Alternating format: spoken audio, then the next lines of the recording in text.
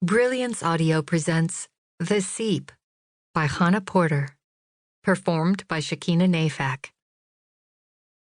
When the aliens first made contact, Trina and her not-yet wife, Diba, threw one of their famous dinner parties for a select group of friends.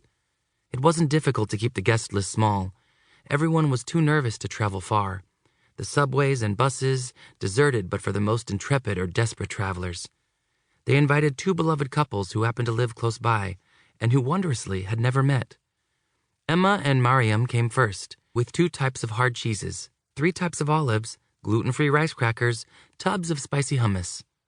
Emma was French and Mariam was from Cairo, so they both really knew how to put together a cheese plate. Their little party was completed by Catherine and Laura, the friendly, easygoing lesbians from Tennessee. They came with copious amounts of alcohol. One can always depend on the lapsed Christians to bring the bar. Pale ale for the butches and drinkable red wine. Introductions were made, drinks were poured, cheese and olives exclaimed over. After a half hour of breezy conversation, Diba brought out a tureen of her famous fish stew, finished with black pepper and a squeeze of lime. Trina passed around homemade loaves of bread, her one party trick. It was so easy to make, and yet everyone thought she was a magician for adding yeast to water to flour and waiting. The women sopped fragrant soup with crusty bread.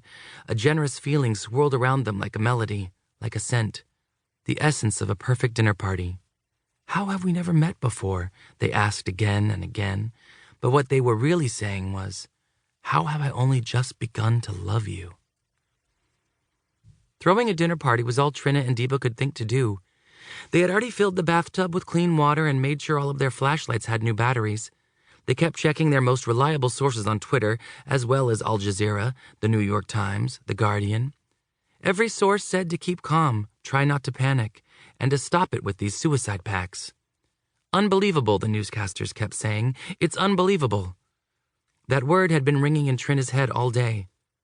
But what was believable about this world, about her government, about what they were doing to the planet and each other? Furthermore, what did Trina believe in with total certainty? That the sun rose in the morning? That the sky was blue? These aliens could say that the cosmos was being carried on the back of a great platypus, and she'd have to believe them. What was more mutable than her own perceptions? Catherine raised her wine glass. Her toast became the answer to Trina's unspoken questions. At the time, Trina thought this was a coincidence. Catherine spoke warmly, as if she were telling a long joke. Lately, she said, I felt as if I've been living in the wrong timeline. I've become numb, like I'm watching my own life as a movie. That is, when I'm not filled with rage or tremendous grief or crippling depression. Diba hooted and cheered. Emma's brown eyes twinkled in the candlelight. Every day I wake up embarrassed by my country and what we've become. Ugh, groaned Miriam. She took on the tone of a newscaster.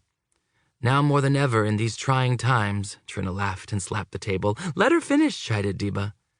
Catherine cleared her throat.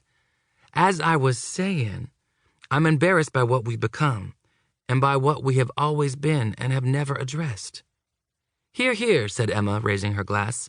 But tonight, Catherine continued, looking at your beautiful faces, I can finally, safely say that I have no idea what's coming.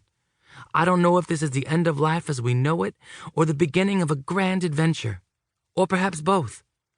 All I have is my uncertainty, and really that's all I ever had. Everything else was a lie. She took a long swallow from her glass. So cheers, babes, to tonight. The women clapped and toasted, whistling. Catherine took a half bow and sat down. Laura slung an arm around her wife and grinned.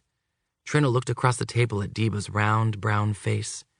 Her cheeks were warm with wine, as pink as the inside of a rose. I know that I love you, thought Trina, and that's enough for me. From across the table, Diba winked. After dinner, the women lounged on the floor and got a bit stoned, and then someone decided it would be fun to take a bath. They would soon realize that the Seep had already infiltrated their city's water supply.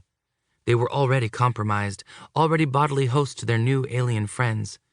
It was through that connection that they could hear one another's thoughts, feel the same emotions, overlaid with the all-consuming adage that everything will be all right, no matter what. The softest invasion had begun.